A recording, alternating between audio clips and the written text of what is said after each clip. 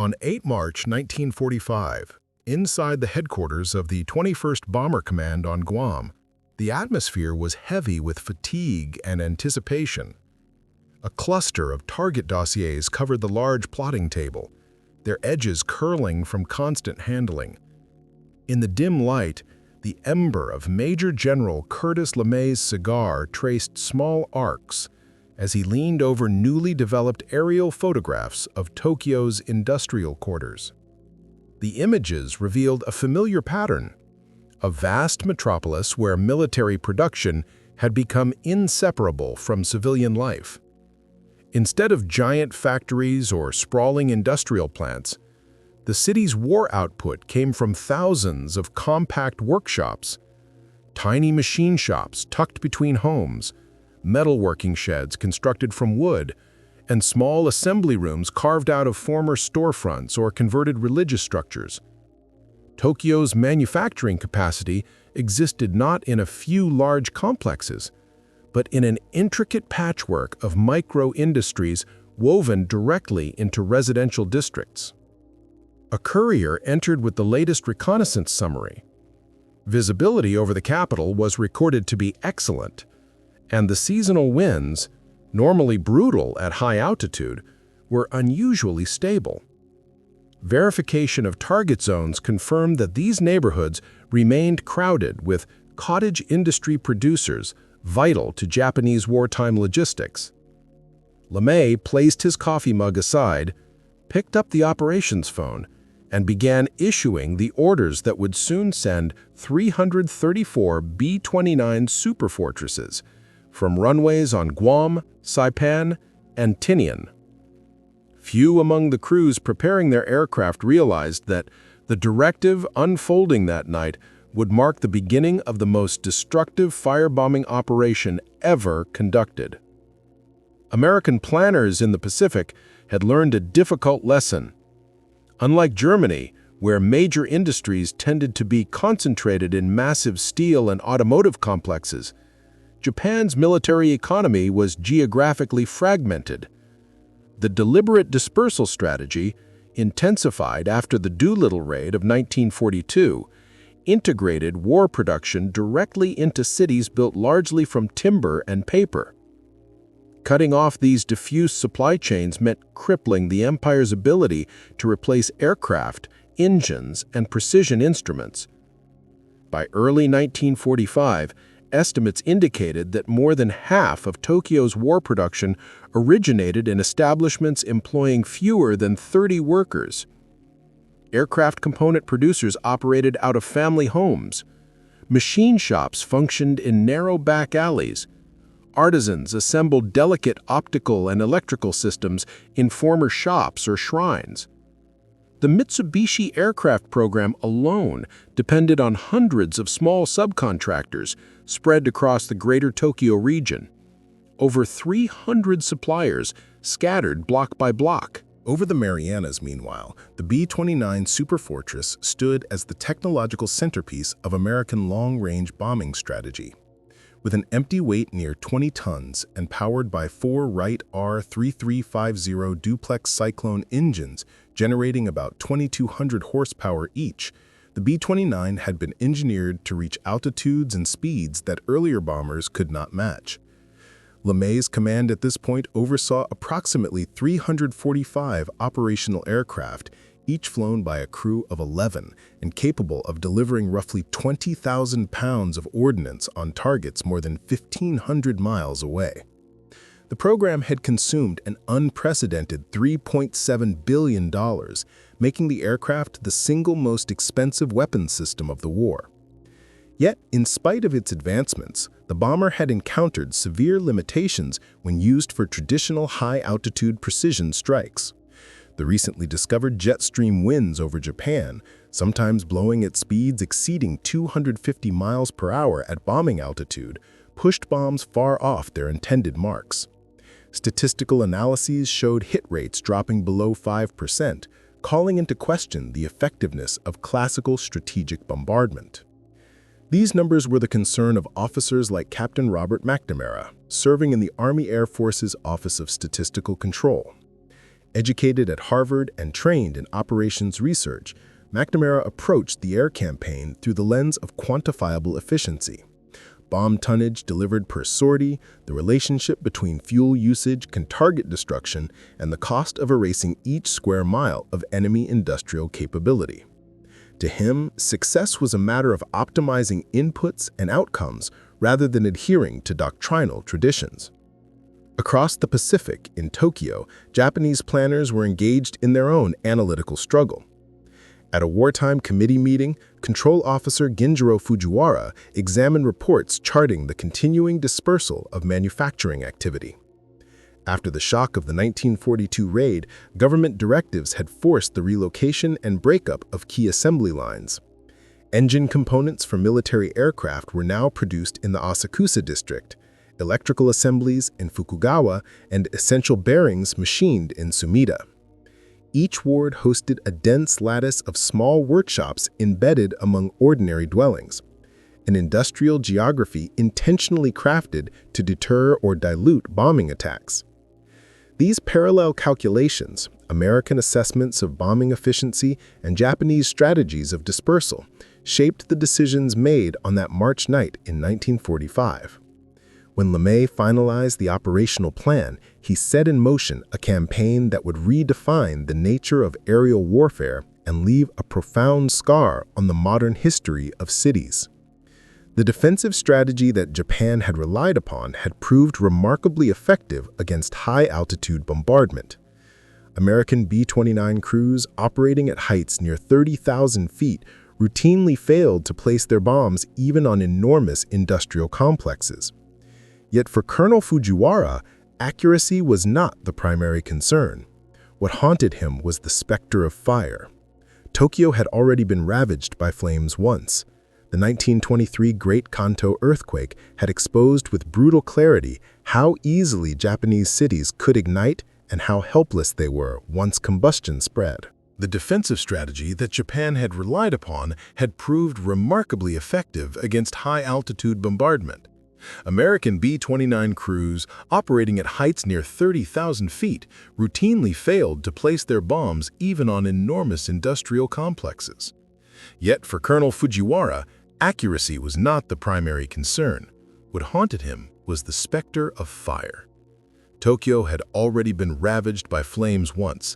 The 1923 Great Kanto earthquake had exposed with brutal clarity how easily Japanese cities could ignite and how helpless they were once combustion spread.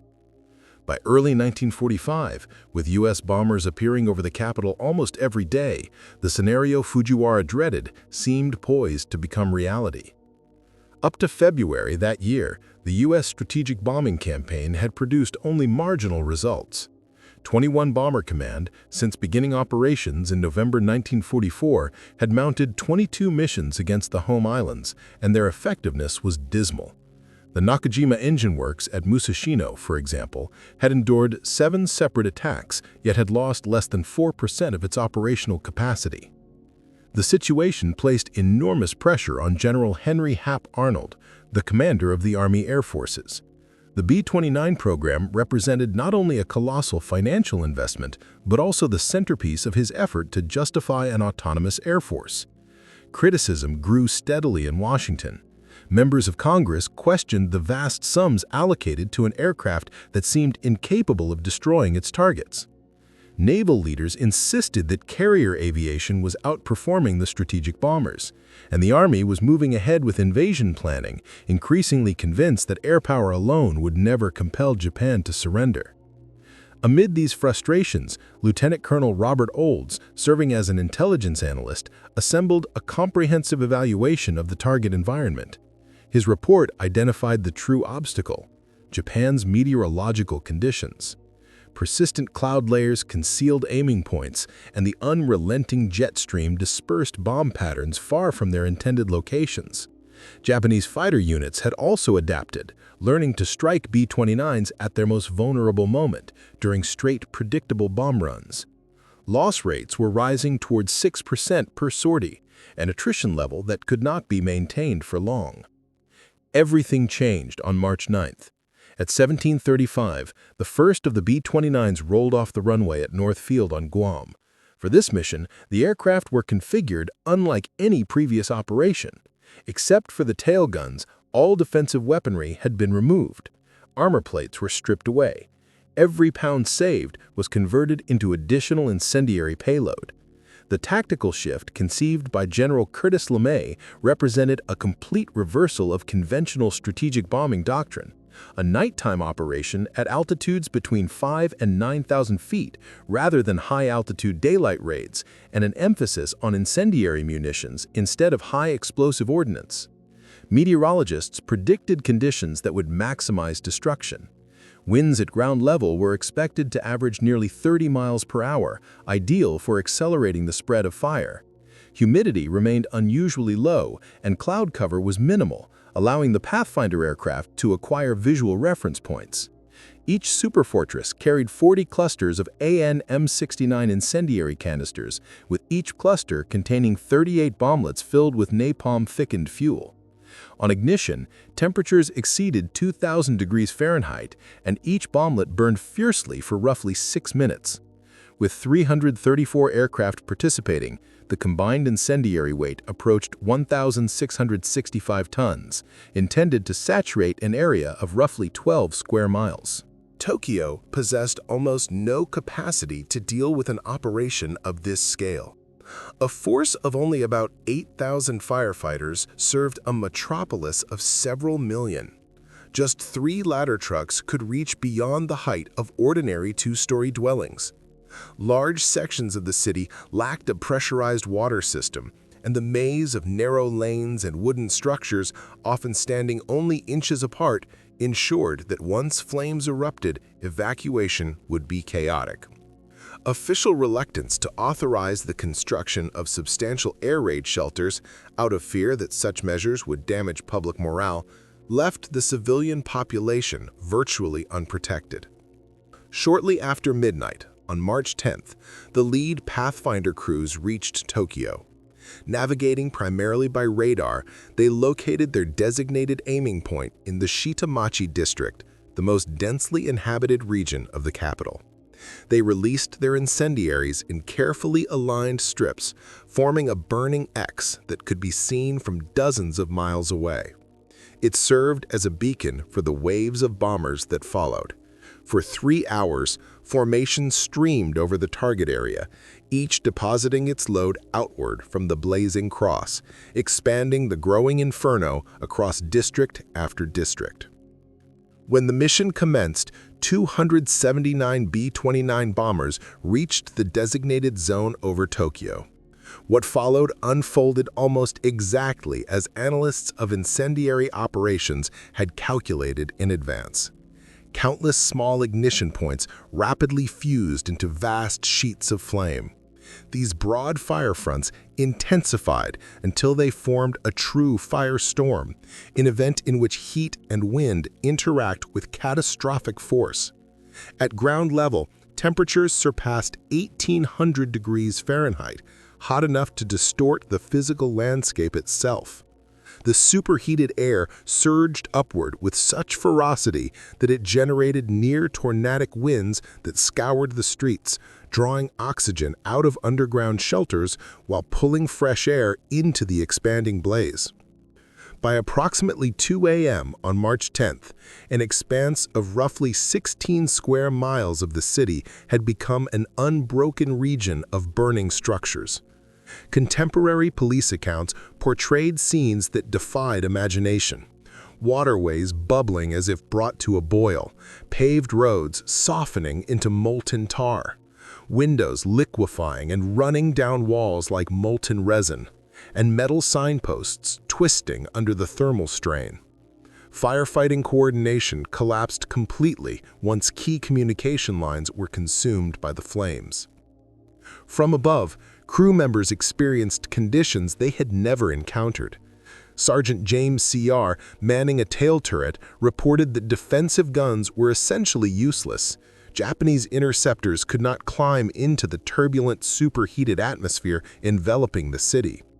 Anti-aircraft batteries below went silent as their operators abandoned their posts, fleeing ahead of the approaching inferno.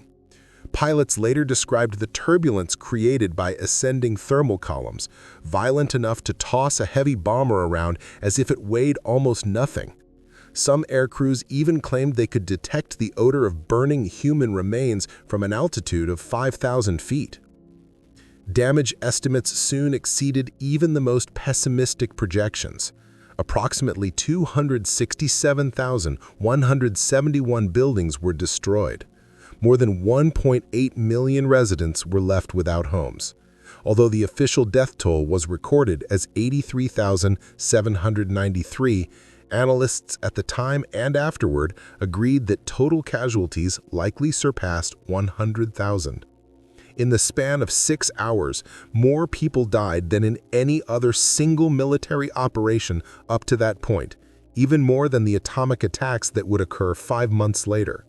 Roughly 1/4 of Tokyo's entire urban footprint was effectively erased overnight. Japanese industrial statistics captured the scale of the disaster with stark precision. Production of aircraft engines in the Tokyo region plunged by 3/4 within a day. Precision machining facilities in the devastated districts were rendered completely inoperative. A dozen major electronics and component manufacturers were wiped out. Ball bearing production, critical to virtually every wartime machine, lost 40% of national capacity in a single event. These losses triggered cascading failures across supply networks, as factories that had once depended on hundreds of small subcontractors found their support infrastructure reduced to ashes. When reconnaissance planes surveyed the target area on March 11th, they photographed a landscape that scarcely resembled a functioning metropolis.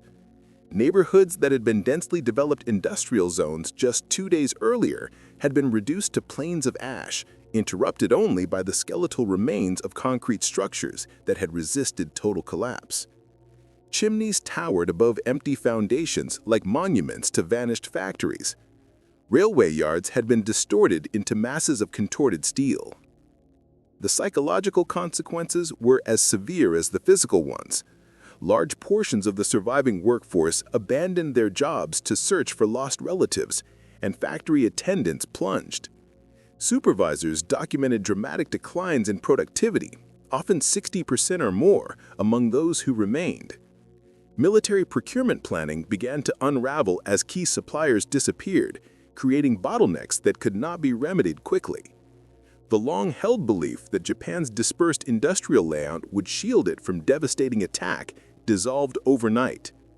Signals intelligence soon revealed growing alarm within Japan's military leadership. Reports from naval authorities acknowledged a breakdown in coordination across ministries. Army procurement officers warned that essential components were no longer arriving. The Munitions Ministry recorded losses to high-precision manufacturing capabilities that they described as irrecoverable. Even as Tokyo continued smoldering, General Curtis LeMay ordered another large-scale strike. On March 11th, a second formation, 285 B-29s, turned toward Nagoya, the country's principal aircraft production hub. The Mitsubishi complex there had distributed its operations among roughly 300 subcontracting workshops across the metropolitan region.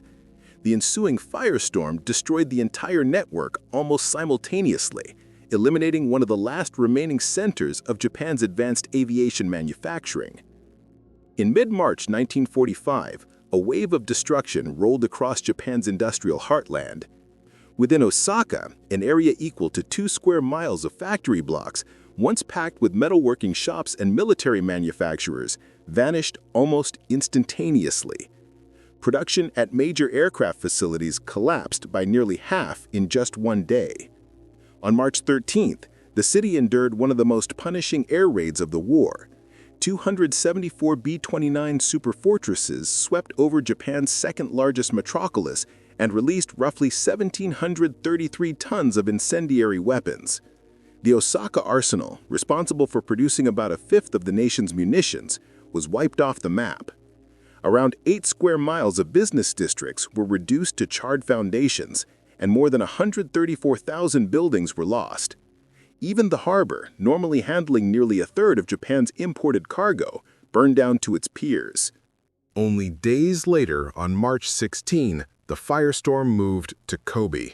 A force of 331 B-29s turned the sixth-largest Japanese city into a field of flames.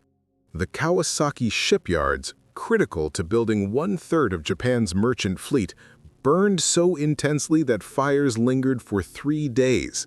Major aviation factories belonging to Mitsubishi and Kawanishi suffered catastrophic losses, forfeiting around 60% of their operating capacity. 7 square miles of urban neighborhoods disappeared, and the key transport arteries linking western Japan to the capital were cut entirely. The offensive concluded its first phase on March 19th with a second assault on Nagoya. This time, 290 superfortresses returned to finish what earlier raids had begun. The Aichi Aircraft Works, whose dispersed plants supplied the Imperial Navy with attack aircraft, lost every outlying facility in the same afternoon. Entire residential blocks housing trained laborers evaporated in the heat. Technical schools responsible for preparing future mechanics were also destroyed. Another 3 square miles of industrial and civilian space vanished from Japan's war economy. The numbers told the scale of the collapse. Within 10 days, American bombers had delivered more than 9,300 tons of incendiaries across major Japanese population centers. Some 42 square miles of cityscape were erased.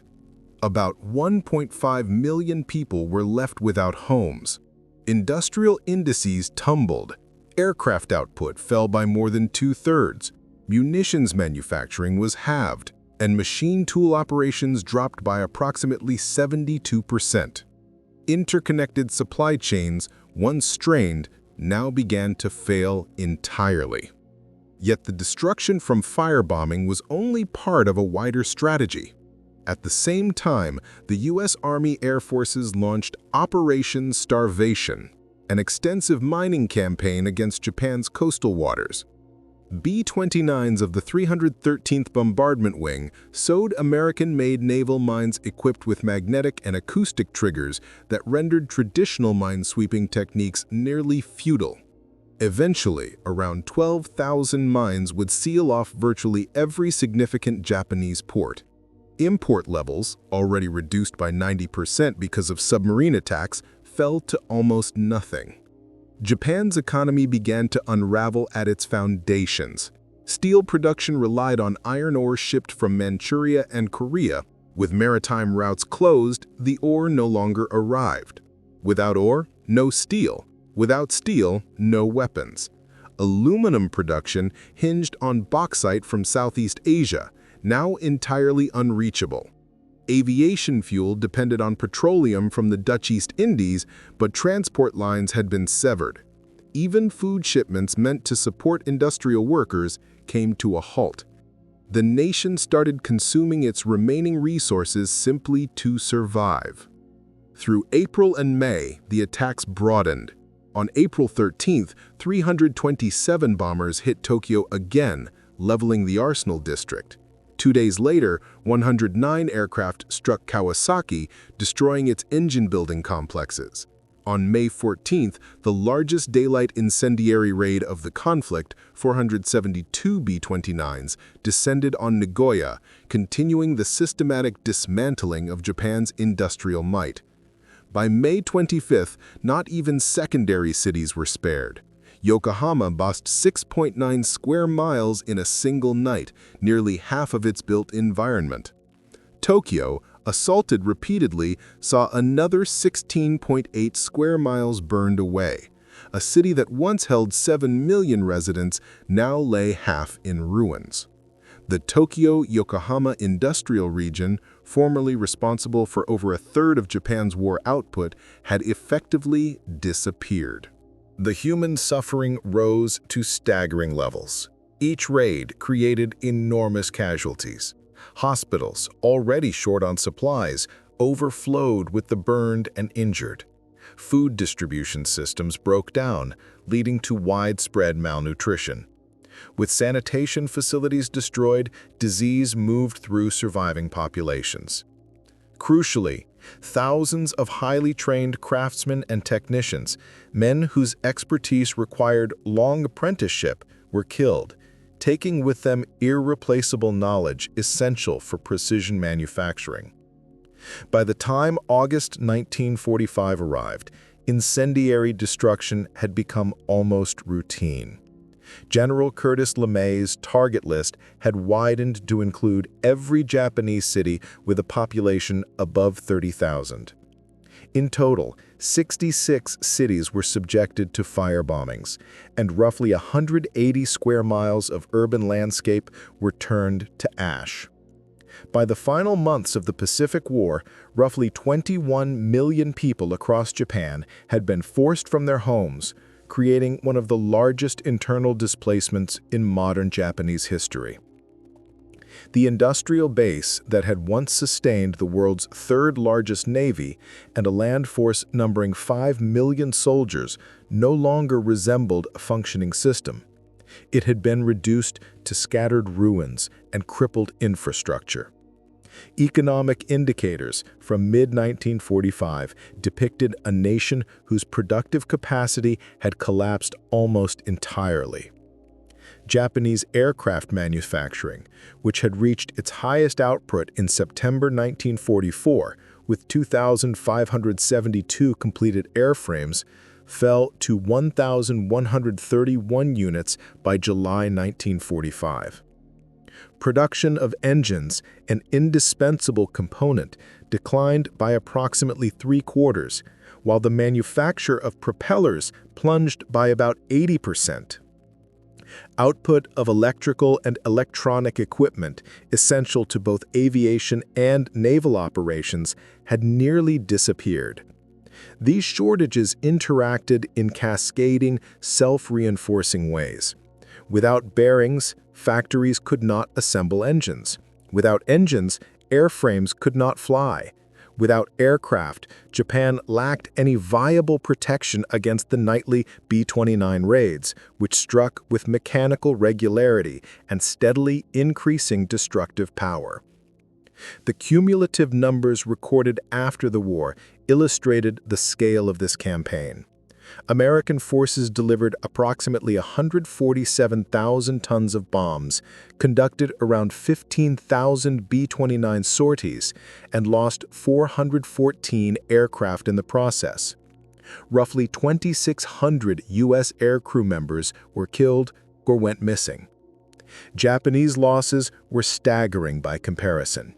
Civilian deaths resulting from strategic bombing were estimated between 400,000 and 600,000, with millions more suffering injuries or displacement.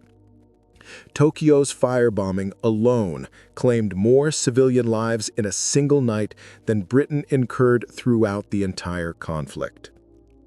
Post-war testimonies from high-ranking Japanese officials consistently emphasized the decisive psychological and material effects of the aerial onslaught. Prince Fumimaro Konoe later reported to American investigators that the unrelenting B-29 attacks fundamentally shaped Japan's resolve to seek peace. Admiral Mitsumasa Yonai, then Navy Minister, offered a parallel assessment identifying the B-29 as the single most consequential instrument in compelling the government toward surrender. The United States Strategic Bombing Survey ultimately concluded that even without a ground invasion or the use of atomic weapons, Japan would likely have capitulated by November 1945 as a direct result of the combined pressures of conventional bombing and maritime blockade. The implications for military doctrine were profound. The campaign demonstrated that strategic bombing could function as an independent, war-deciding capability, capable of dismantling an enemy's economic foundation without the need for mass land operations.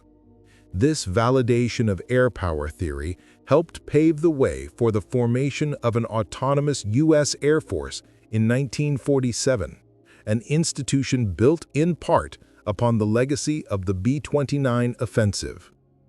Industrial output in the United States highlighted the magnitude of this effort.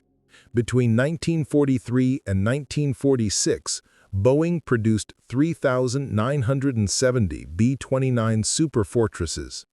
Each aircraft carried a price tag of roughly $639,188, equivalent to around $11 million in modern value.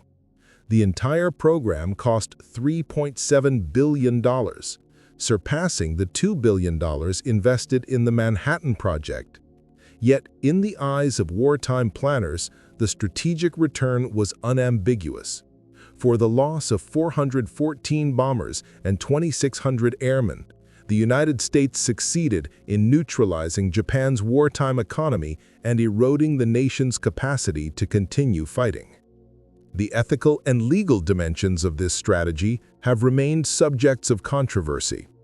International law as it existed in 1945, shaped primarily by the Hague Conventions, prohibited attacks on defined military targets, but offered no explicit protection for civilian industrial workers or densely populated urban districts that contained dispersed war industries.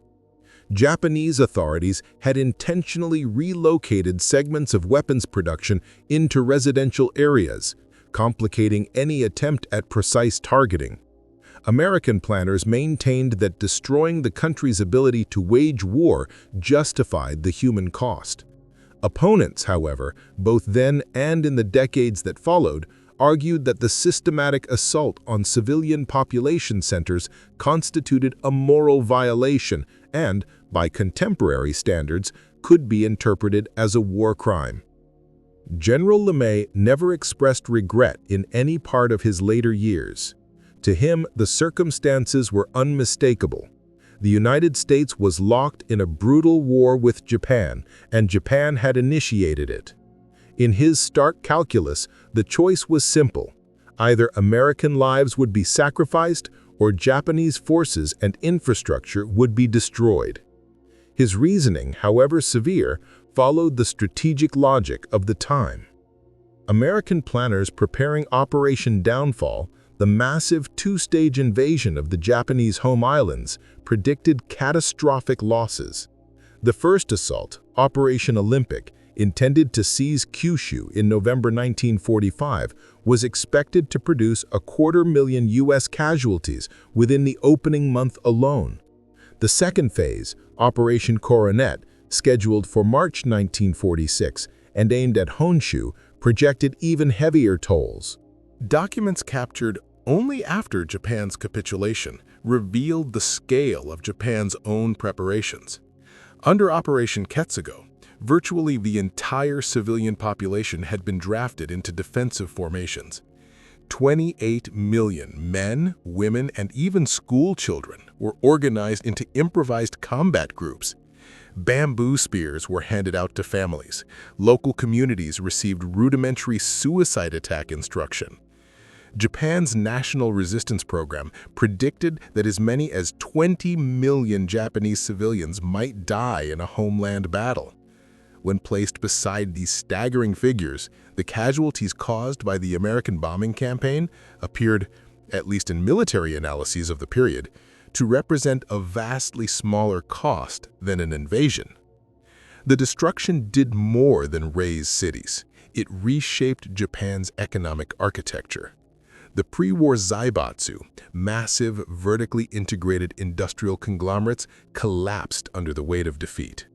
Japan's distributed wartime production network, once designed to reduce vulnerability, was dismantled. Rebuilding the country required rethinking its entire approach to industrial organization. Out of this devastation, decades later, the Toyota production system emerged, introducing just-in-time manufacturing practices that would eventually transform global industry. The wartime experience also generated a wave of technological innovation that exceeded what many experts had imagined possible. Radar-based navigation allowed Pathfinder crews to identify targets through clouds and darkness. New incendiary compounds produced firestorms capable of overwhelming urban firefighting systems. Operations research, still a young discipline, refined bombing patterns and sortie coordination. Expanding command and control frameworks gave commanders unprecedented ability to synchronize hundreds of aircraft across vast distances. Electronic warfare tactics, jamming radar, disrupting communications, took shape almost entirely in the Pacific Air Campaign. Modern aerial warfare in many of its essential components can trace its lineage to these experiments and improvisations carried out over Japan. The psychological impact proved just as far-reaching. Japan's concept of Yamato Damashi, the belief in an indomitable national spirit, met a force it could not counter. The legendary divine winds that had once turned back Mongol armadas held no meaning against fleets of B-29s entering airspace at high altitude. Ideals that glorified sacrificial death were powerless before the overwhelming destructiveness of incendiary raids. A military machine that had dominated East Asia for over a decade was reduced to ruins in a matter of months, and recognition of inevitable defeat slowly seeped into the highest levels of Japanese leadership. Admiral Toyoda Soemu, the head of the Naval General Staff, later claimed that the Soviet Union's entry into the war had played a greater role in bringing about surrender than the American atomic strikes. Yet surviving intelligence assessments from his own command in July 1945 contradicted that view. According to those reports, the sustained bombardment had already undermined Japan's ability to continue the conflict at all. The legacy of the B-29 campaign extended long after the war's conclusion. Strategic Air Command's nuclear doctrine in the early Cold War was shaped directly by the experiences of the 21st Bomber Command. The belief, sometimes optimistic, sometimes dangerously simplistic, that strategic bombing alone could compel an enemy to capitulate, influenced U.S. actions in Vietnam, Kosovo, Iraq, and Afghanistan. Even today, debates on air power's promise and its limitations remain rooted in the lessons of 1945. Japan's road to recovery was slow, but ultimately remarkable. Nearly 20 years passed before the economy fully regained momentum. The Korean War, 1950 through 1953, provided an unexpected surge in demand for industrial output, accelerating reconstruction. American occupation officials who had managed the dismantling of wartime institutions found themselves guiding Japan's economic rebirth. Neighborhoods reduced to blackened shellscapes in 1945 re-emerged as thriving commercial and industrial centers by the mid-1960s, a transformation that became one of the defining stories of post-war economic history. Toyota City emerged from the ruins of Nagoya, rebuilt from the scorched terrain left behind after years of bombing. In Tokyo, neighborhoods that had been reduced to blackened foundations became the birthplace of future electronics conglomerates that would one day reshape global industry. From a landscape often described as the most thoroughly devastated in modern history, Japan constructed what would eventually become the world's second-largest economy. 2 weeks after Japan formally accepted Allied terms, Curtis LeMay received promotion to Lieutenant General. That advancement marked the beginning of a period in which he directed the Strategic Air Command, first in 1948 and throughout the following decade, helping define the United States' nuclear posture during the early Cold War. The same cold calculations that once determined incendiary loadouts over Japan were later applied to thermonuclear strike plans aimed at Soviet urban centers. The doctrine of mutual assured destruction did not appear out of thin air. It grew directly from the precedents and logic forged during Operation Meetinghouse and the broader firebombing campaign. Among the analysts who studied the consequences of those raids was Robert McNamara, who would later serve as Secretary of Defense during the Vietnam War. Reflecting in his 2003 documentary, The Fog of War, McNamara recalled LeMay's stark assessment of their role in the wartime burnings of Japanese cities. If the United States had been defeated, LeMay believed, they would have faced charges as war criminals, and McNamara admitted he agreed. The ethical dilemmas posed by the destruction of civilian population centers continue to shape modern debates about proportionality, necessity, and the human cost of warfare. The final B-29 mission unfolded on August 14, 1945, only hours before Emperor Hirohito's broadcast announcing surrender. 143 superfortresses targeted a Nippon oil refinery at Suzizaki, delivering the last blows of a campaign that had already dismantled roughly 70% of Japan's industrial capacity. During the bomber's return flight, radio operators intercepted the newly issued ceasefire directive. With that, the strategic bombing offensive, responsible for dropping 147,000 tons of munitions and leveling 66 Japanese cities, had run its course. The campaign's computational logic had yielded its ultimate result. The economic heartbeat of the empire had been extinguished from the air. At the bottom of Tokyo Bay lay the silent hull of the battleship Nagato, sunk by American carrier pilots. Once celebrated as the mighty flagship of the Imperial Navy, its enormous guns, capable of propelling 3,200-pound shells across 25 miles, had proven powerless against aircraft launched from distant island bases more than 1,500 miles away. The age of battleship dominance had collapsed. A new strategic reality had arrived. He who controlled the skies controlled the outcome of modern conflict. Japan's civilians never deployed the bamboo spears distributed for last-ditch homeland defense.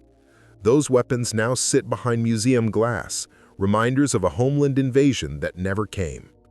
The war ended not through a massive amphibious assault, but through the systematic erasure of infrastructure, industry, and logistical capability delivered from high altitude. The B-29 Superfortress did more than destroy factories and supply lines.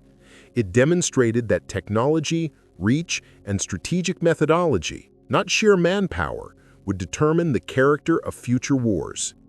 In the smoking ruins of Japan's 66 shattered cities, the blueprint for the contemporary world order was laid.